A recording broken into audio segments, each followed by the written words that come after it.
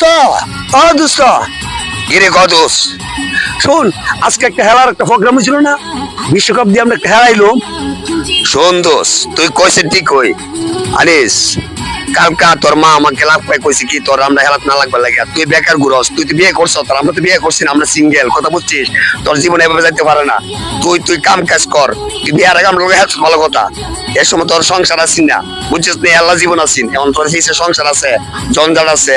তুই তো হেল্লা আমাদের সাথে হবে না। তোর জীবনটা কই, আমরা জীবনটা কই? আমরা সিঙ্গেল, আর তুই সব বিয়ে করছ, বুঝছিস না? তোর ঘরে বউ আছে, এই আমাদের সম্ভব না, তোর হেল্প করতাম না। বুঝছি, আমি বিয়ে করছি বলে দোষ, আর বিয়ের আগে তোর লাগে হেল্প আছি। বন্ধু তুই কিন্তু আছে রে হুন্ডে দোস্ত। আমি এত কথা বুঝি না। তোর মা যেভাবে বলছে তোর হেলা পেতে না লাগিয়া। ও সব নাটকের মা, আমি এখন আমার বাড়ি যাই।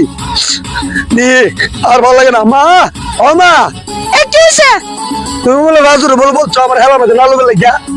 কুসে তো কারণ তোর লোক আমি বুঝাই পারি না, তোর বউ তোর বুঝাই পারে না। এখন তোর বন্ধু দিয়ে বুঝাই দিছি তোর হালাত না লইলে তুই কালকে কামো যাবে। ও এ দুঃখে কইছো কালাতে কামো যাবো।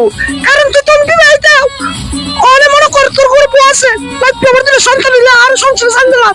তুই আর তোর বন্ধুরা তো বিয়ে করছে না, আর সিঙ্গেল। আর জীবন আর তোর জীবনে কি সমতুল্য এক বলে লাভ হইব? ও সেই কথা, একটা গরু বুঝছি আর কামে যেতাম না, কেন আমার কামে দম বলে আর পারলাম না, এ জ্বালা পারলাম না।